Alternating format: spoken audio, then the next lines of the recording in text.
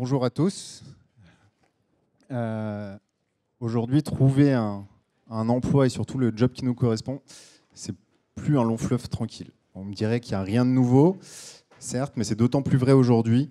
Déjà parce que, économiquement parlant, on est proche du plein emploi avec un taux de chômage proche de 4% chez les cadres, 7% au global. Et surtout, nos attentes, les attentes des candidats ont drastiquement évolué ces dernières années et ça s'est accéléré avec le Covid. Aujourd'hui, le travail prend une place complètement différente dans nos vies.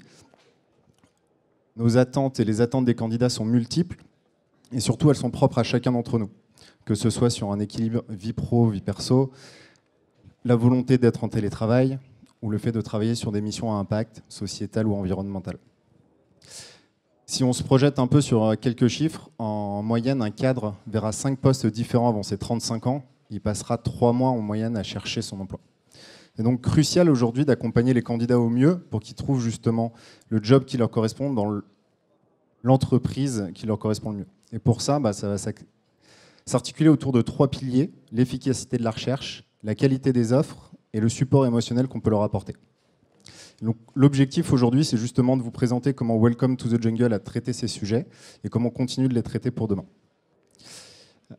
Avant de rentrer dans le vif du sujet, laissez-moi quand même vous présenter qui vous avez devant vous et ce que nous faisons. Ah, bonjour. Du coup, Thomas, Data Scientist, chez Welcome to the Jungle. Aurélia, Nicolas et moi-même, Data Analyst. Et à titre d'information, l'équipe Data chez Welcome to the Jungle, c'est 14 personnes aujourd'hui et c'était une seule personne il y a 5 ans. Donc Welcome to the Jungle, c'est l'expert aujourd'hui du monde du travail et de la marque employeur. Et ça s'articule autour de 3 offres. La partie Welcome to the Jungle Solution qui permet justement à aux recruteurs de partager les valeurs de leur marque employeur, partager surtout qui ils sont derrière les murs et le discours marketing qu'il peut y avoir derrière la marque. La partie Job Board qui permet justement aux candidats de trouver leur emploi dans l'entreprise qui leur correspond. Et surtout le média qui permet d'accompagner candidats, recruteurs ou toute personne qui veut suivre les nouvelles problématiques du monde de l'emploi. Et juste quelques chiffres, même si je ne vais pas tous les parcourir. Aujourd'hui, Welcome to the Jungle, c'est 5000 clients pour 3 millions de visiteurs uniques par mois, gérés par un peu plus de 300 collaborateurs. Et je passe la main tout de suite à Aurélia qui va vous parler justement de la recherche d'emploi. Merci. Bonjour à tous. Alors, on va vous parler de Sarah, notre persona passionnée, qui est à la recherche de sa prochaine opportunité professionnelle. Donc, la recherche de job, c'est une étape cruciale pour Sarah, mais ce n'est pas évident. Elle va y engager beaucoup de temps, beaucoup d'émotions, beaucoup de stress. Elle va envoyer beaucoup de candidatures, attendre des réponses, parfois ne jamais en avoir, parfois avoir des retours négatifs alors qu'elle était très très motivée. Donc c'est émotionnellement quelque chose de compliqué pour elle. Le but de l'équipe qui travaille sur l'expérience candidat, c'est d'aider Sarah à trouver facilement sa prochaine opportunité professionnelle. Et en tant que data analyst dans cette équipe, ma mission, c'est d'améliorer l'expérience de Sarah en mettant à disposition et en analysant les données qui nous permettent de suivre sa satisfaction. Pour trouver un job, Sarah va devoir chercher. Donc le moteur de recherche de job, c'est un élément clé sur notre site. On a un quart des visites qui viennent sur notre site qui vont interagir avec le moteur de recherche. Donc c'est vraiment un élément central. Et c'est pourquoi on a décidé d'y concentrer une grande partie de notre attention. Comment on s'y est pris? Donc on a beaucoup de données à disposition, des données qui sont à la fois quantitatives et qualitatives, des données qui viennent de sources diverses. On a des données produits, des données de tracking, de web analyse, de sources externes, etc., etc. Et donc on a mis en place des métriques que l'on monitore au fil des changements que l'on fait sur le site pour s'assurer qu'on améliore l'expérience des candidats comme Sarah. Parmi eux, on a 2 métriques principales que l'on va suivre. Le premier, c'est le pourcentage de satisfaction de la job search. Et on a découvert l'an dernier qu'on avait 40% de satisfaction sur ce moteur de recherche de job. On n'était pas très satisfait avec ce chiffre, donc notre but, c'est de travailler pour l'améliorer au maximum, avec un objectif d'ici fin 2023 d'atteindre les 60% de satisfaction. Et l'autre chiffre clé, c'est le taux de clic sur candidater. Donc, combien de personnes, parmi toutes les personnes qui vont voir une offre d'emploi, combien vont cliquer sur candidater? On était à 17% en janvier, on est à 21% en juillet. Et notre but, c'est de toujours bien garder en tête ce chiffre qui reflète l'expérience candidat pour chercher à toujours plus l'améliorer. Et revenons sur le premier chiffre qui était le pourcentage de satisfaction. Comment on a fait pour avoir une telle métrique? On a demandé à Sarah la dernière fois qu'elle est venue sur notre moteur de recherche qu'est-ce qu'elle pensait, si elle était plutôt contente ou pas contente. Et on lui a demandé de préciser les raisons de son choix. Et grâce à son retour ainsi qu'à celui de 20 000 autres personnes, on a pu identifier quelles étaient nos principales pistes d'amélioration. Le premier élément, c'était la notion de pertinence des résultats, puisque Sarah nous disait qu'il y a beaucoup d'offres qui ne correspondent pas aux critères qu'elle a sélectionnés, ce qui est dommage. Également, Sarah nous disait qu'elle souhaiterait pouvoir filtrer avec d'autres filtres possibles. Elle aimerait pouvoir filtrer par salaire, par niveau d'études, etc. Chose qu'on ne rendait pas possible. Et ensuite, elle aurait besoin d'avoir davantage de guidage dans les intitulés à choisir dans notre moteur de recherche, parce qu'il y a plusieurs mots-clés qui font référence à un même métier, mais elle ne les connaît pas forcément tous, ça diffère d'une entreprise à l'autre, et donc elle a besoin d'accompagnement par rapport à ça. Donc on a écouté ces précieux retours, et on a essayé de travailler à l'optimisation de notre moteur de recherche, qui se base sur la technologie Algolia. Concrètement, comment on s'y est pris? Donc, sur Algolia, on a pas mal de paramètres qui nous permettent d'ordonner, de filtrer les résultats de recherche, et on va pouvoir jouer sur différents paramètres. Donc, au début, on avait laissé les paramètres par défaut, et donc on a voulu essayer d'optimiser ce paramétrage par défaut pour améliorer la pertinence. Ce qui est chouette, c'est qu'on a 5 millions de recherches qui sont faites trimestriellement sur notre moteur, ce qui fait qu'on a beaucoup de volume. Et donc, on a pu faire pas mal de tests assez rapidement pour identifier quels étaient les meilleurs paramétrages possibles. Par exemple, lorsque je tape dans le moteur de recherche data, je peux faire une recherche soit dans le titre, soit dans la description des offres d'emploi, soit dans les deux. Est-ce qu'on veut donner un poids plus important si le mot que je recherchais est présent dans la description ou dans le titre? C'est des paramètres sur lesquels on va pouvoir jouer. Donc on a beaucoup itéré pour identifier les meilleurs paramètres possibles. Et ensuite, par rapport aux autres soucis remontés par les candidats, on a ajouté des filtres, notamment le filtre sur le salaire qui est sorti cet été, et on continue de travailler à ajouter d'autres filtres. Et on a également mis en place de l'autocomplétion pour davantage guider les candidats. Donc, par exemple, si je tape dans la barre de recherche data, on va me suggérer data analyst, data scientist, data engineer. Ça m'aidera à connaître les différents mots-clés possibles. Et enfin, on a également mis en place des synonymes, ce qui fait que si je cherche data analyst, je vais pouvoir avoir en résultat également des jobs similaires comme analyste de données, etc. etc. Et donc, ces différentes améliorations nous ont permis de gagner 5 points en satisfaction et 4 points en taux de conversion. Donc, on est plutôt content. Mais on est encore loin des 60% de satisfaction. Donc, on a encore un gros travail là-dessus. Et pour atteindre ces 60%, il va notamment falloir que l'on se penche sur la qualité de nos offres. Du coup, je passe la main à Nicolas pour nous en dire plus. Merci Aurélia, bonjour. Donc la recherche dont vous parlez, Aurélia, fait partie finalement d'un ensemble d'étapes au travers du cycle de vie d'une offre d'emploi. Et chaque étape, justement, est dépendante de la précédente et va influencer sur la perception de l'entreprise, l'expérience tout au long du process finalement de candidature, et aussi sur la décision finale de postuler ou de ne pas postuler. La première étape est bien évidemment la création de l'offre. À titre d'information, on a créé plus de 390 000 offres depuis le début de l'année 2023.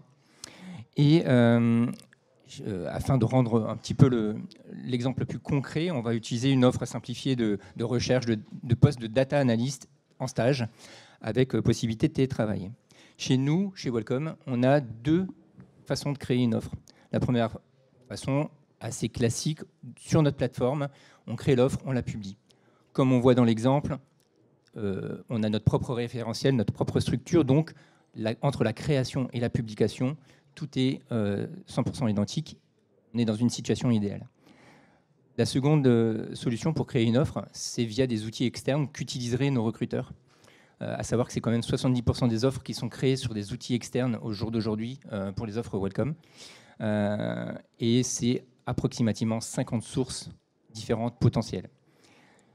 Et du coup, quand on crée une offre sur un outil externe, on a des référentiels qui sont différents des nôtres, des structures d'offres qui sont différentes des autres, et donc on voit apparaître les premières difficultés. On va devoir ingérer cette offre, la retranscrire dans notre propre référentiel, et du coup, on va commencer à avoir des distorsions entre la création ce que le recruteur a voulu mettre, et la publication. Donc là, dans l'exemple cité, l'intitulé, bon, c'est un champ libre, donc il n'y a aucun problème. Le contrat, le référentiel externe, vous pouvez mentionner plusieurs contrats. Chez nous, on a un référentiel qui ne mentionne qu'un seul contrat, donc on a été obligé d'en choisir un. Il se trouve qu'a priori, ce n'était pas le bon. En tout cas, il ne correspond pas à l'offre qu'on aurait voulu avoir. Et la profession, retenez bien, la profession, on va vous en parler tout au long de l'intervention. La profession, elle a été interprétée parce que l'informatique, chez nous, ça n'existe pas. On a d'autres catégories de professions.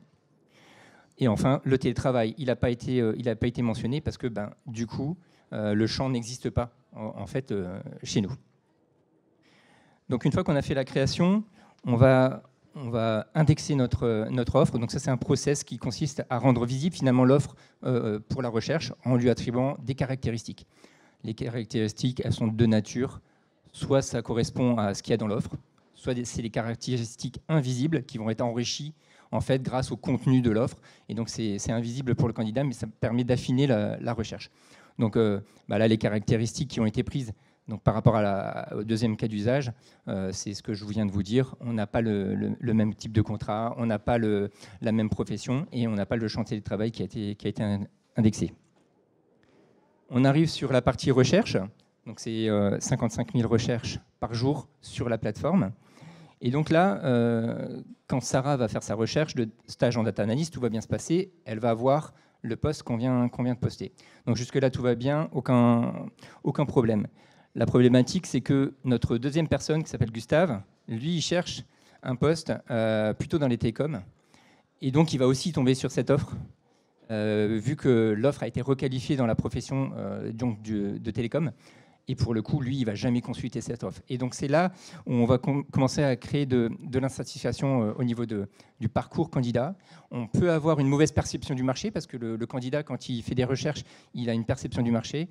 Et on peut avoir aussi une mauvaise image, finalement, des entreprises il peut se dire, l'entreprise, elle n'a pas mis, les bonnes caractéristiques, alors que ce n'est pas forcément de la faute de l'entreprise. Donc, on continue avec Sarah, parce que Sarah, elle a cliqué. Pour elle, tout se passe bien. À savoir quand même qu'il y a 33 millions d'offres qui sont consultées depuis le début 2023. Donc, Sarah, elle va consulter l'offre pour voir un petit peu les détails de l'offre et voir si ça correspond vraiment à son besoin.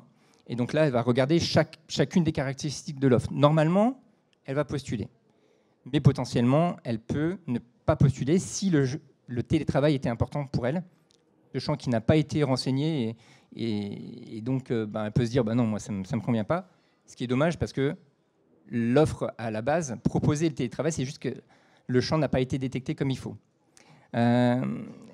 Donc tout ça pour vous dire que plus on a d'informations dans une offre, plus on est complet et plus on est fidèle à ce qu'on recherche, plus on va correspondre, on va être en adéquation avec le besoin de nos candidats. Et pour pallier en fait à cette décorrélation entre la création de l'offre et la publication et toutes les caractéristiques qui sont décorrélées de la réalité, on avait plusieurs solutions qui s'offraient à nous. On peut éventuellement inciter, on pourrait même forcer, mais bon, c'est pas très plaisant en tout cas pour nos clients. Donc on n'est pas du tout allé vers cette solution.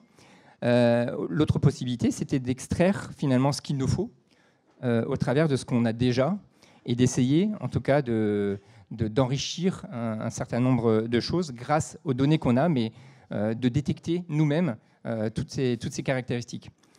C'est bien évidemment cette deuxième solution qu'on a décidé de privilégier. Et on va vous donner un exemple un peu plus concret au travers des professions, parce qu'on a eu un certain nombre de problématiques sur ces professions avec notre référentiel. Et c'est Thomas, notre data scientist, qui va vous en parler immédiatement. Merci Nicolas. Donc, bonjour à tous. Donc, moi, je vais faire effectivement un focus sur la notion de profession et la nouvelle approche qu'on a mis en place. Donc, cette partie, elle va être un peu plus technique, pour pas que vous ayez de surprises. Donc, comme dit Nicolas, on absorbe beaucoup d'offres de l'extérieur et toutes ces offres n'ont pas forcément la notion de profession. Et comme nous, sur notre recherche, on propose ce filtre, on était obligé finalement pour chacune des offres publiées de détecter une profession. Merci. Donc, il y a 3 ans, on a mis un premier algorithme en place qu'on a appelé Profession Wizard. Donc, cet algorithme, il est assez simple. Il prend en entrée le titre de l'offre et la description. On fait du pré-processing assez simple qui s'appelle TF-IDF, qui consiste à calculer la fréquence d'apparition des mots. Et derrière, on va essayer de prédire une profession parmi les 117 qu'on avait disponibles dans notre référentiel. Donc, au bout de 3 ans, cette approche, elle a montré plusieurs limites. Déjà, on était restreint à 117 professions et le marché de l'emploi, il évolue énormément. Et donc, une solution, ça aurait été de réentraîner un algorithme sur beaucoup plus de professions, mais ça aurait demandé un effort colossal de relabellisation, donc on n'est pas resté là-dessus. Et d'autre part, les techniques de traitement du langage, elles ont énormément évolué en 3 ans. Donc, on avait aussi atteint des limites là-dessus, donc il fallait trouver une approche plutôt novatrice. Donc, c'est là-dessus qu'on s'est lancé et on avait 2 objectifs. Déjà, améliorer la précision dans la détection et la catégorisation de nos professions, et aussi être capable de passer à l'échelle et de suivre finalement l'évolution du marché de l'emploi. Donc du coup, je vais vous présenter la nouvelle architecture. Donc là, on a une vision un peu globale. Cette fois-ci, on a essayé de se concentrer uniquement sur le titre de l'offre. Avec une première étape qu'on a appelée Normalize, qui va transformer l'intitulé de l'offre d'emploi en une profession. Et derrière, une fois qu'on a cette profession, on va la catégoriser dans notre référentiel avec 3 niveaux de catégorie. Donc la première étape, la normalisation, elle est très importante. Pourquoi ? Parce que les intitulés d'offres, ils vont énormément changer en fonction de l'entreprise et du domaine. On va avoir des abréviations, des acronymes. Là, ici, on peut voir de l'écriture inclusive. Et ça va rendre très difficile finalement l'extraction d'infos pertinentes et la comparaison entre les offres. Donc du coup, pour cette étape, on a utilisé une technique qu'on a appelée le fine-tuning, qui s'appelle le fine-tuning, qui consiste en fait à fournir au modèle de langage quelques centaines d'exemples d'intitulés d'offres d'emploi et le format normalisé qui est attendu. Et en fait, le modèle de langage va comprendre l'exercice et va être capable de généraliser à n'importe quel type d'offre d'emploi. Ensuite, avant de pouvoir catégoriser la profession qu'on a obtenue, l'idée c'était de construire d'avoir un référentiel. Et pour ça, en fait, on s'est appuyé sur GPT-4 et ses capacités de compréhension de texte et de généralisation. Et concrètement, qu'est-ce qu'on a fait ? On lui a demandé déjà de nous fournir une première liste de catégories de métiers qu'on pouvait retrouver sur le marché du travail. On a retravaillé cette liste avec les équipes produits pour qu'elle colle vraiment à nos besoins. Ensuite, pour chacune des catégories, on lui a redemandé le même exercice pour obtenir des sous-catégories. Et on a réitéré une 3e fois l'exercice pour avoir un 3e niveau de catégorisation qu'on a appelé pivot. Voilà. Donc là, on arrive à la dernière étape. L'idée, c'est d'affecter la profession qu'on a normalisée à la catégorie la plus adaptée. Donc, qu'est-ce qu'on fait à cette étape ? Déjà, on va transformer nos professions et la catégorie en des représentations numériques. Ce sont des vecteurs. Et comment on fait ça ? On utilise une technique qui s'appelle l'embedding. Ensuite, une fois qu'on a obtenu ces vecteurs, on va pouvoir les comparer entre eux. Pour ça, on va calculer le cosinus de l'angle entre les 2 vecteurs. Et en fait, plus le cosinus va être proche de 1, plus on va considérer que les deux textes sont similaires. Et donc, cette mesure, elle s'appelle la cosimilarity, la cosiné-similarité, pardon. En pratique, du coup, on va comparer les similarités entre une profession et toutes les catégories disponibles et lui affecter la catégorie la plus similaire. En fait, cette technique, on l'appelle classification zero shot et elle est très utile parce qu'en amont, on n'a pas besoin de données labellisées. Donc, on peut directement appliquer l'algorithme. Donc, en termes d'impact, qu'est-ce qu'on a gagné ? Déjà, on a gagné beaucoup de précision. On est passé pour les offres externes de 70 à 90% de bonne classification.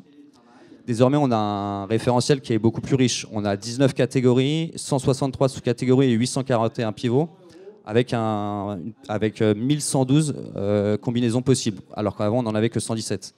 Mais surtout, en fait, on a un algo qui est complètement scalable. En fait, on est complètement robuste à l'ajout de nouvelles catégories. Et avec la mesure de similarité, on va être capable de détecter quand une profession est similaire à aucune catégorie présente. Et donc, du coup, valider à la main si ça vaut le coup ou pas d'ajouter des nouvelles catégories de professions. Donc voilà pour l'algorithme. Je vais vous parler un peu des prochains sujets sur lesquels on travaille. Donc là, on va arrêter avec l'intitulé de l'offre. On va plutôt se concentrer sur la description. On a bossé 2 algorithmes en ce moment. Le premier qui essaye de détecter les soft skills quand ils sont présents dans l'offre. parce que derrière, ça va nous permettre de proposer cette notion aux candidats sur la recherche.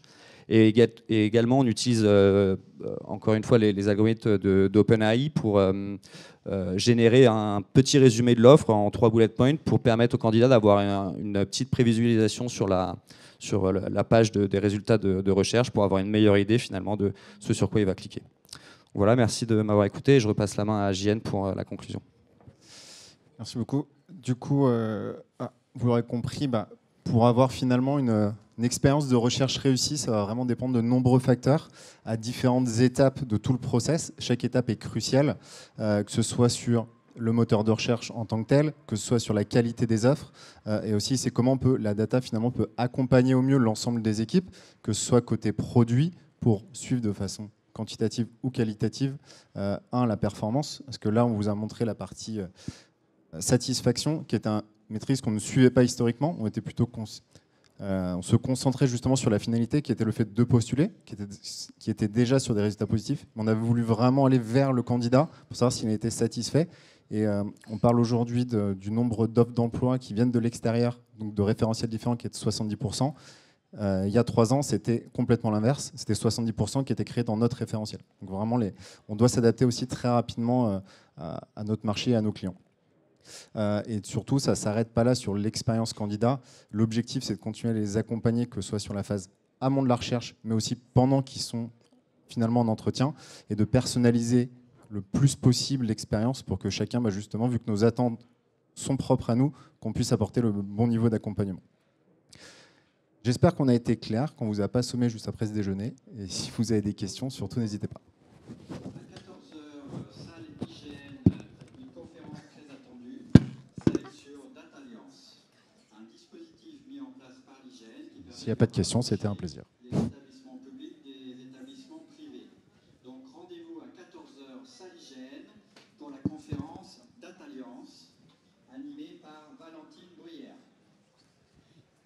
Oui, merci, c'était très clair. C'est pour ça qu'il n'y a peut-être pas beaucoup de questions. Combien de temps vous avez mis pour développer cet algorithme, celui que vous avez montré sur les emplois? Je dirais 6 mois, ça a été beaucoup. On n'est pas parti sur cette solution directe. On a testé d'autres approches avant. Donc moi je suis arrivé il y a 1 an chez Welcome. J'ai commencé assez rapidement à travailler dessus, donc je dirais 6 mois à peu près. L'ancien modèle avait 3 ans d'ancienneté. La pertinence à l'époque fonctionnait beaucoup mieux, parce que forcément on l'a entraîné aussi sur des données qui étaient propriétaires, qui étaient aussi plus propres. Et après, tout l'enjeu, c'était de savoir comment on va à l'international aussi avec différents langages, comment un modèle doit apprendre et comment on s'affranchit aussi de ces problématiques.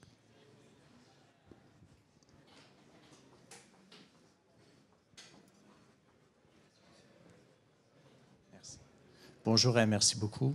J'ai une question pour savoir, est-ce que vous faites des analyses de sensibilité par rapport à l'attractivité de l'offre? Je donne un exemple, si le salaire est mentionné, l'offre est plus intéressante, plus attractive.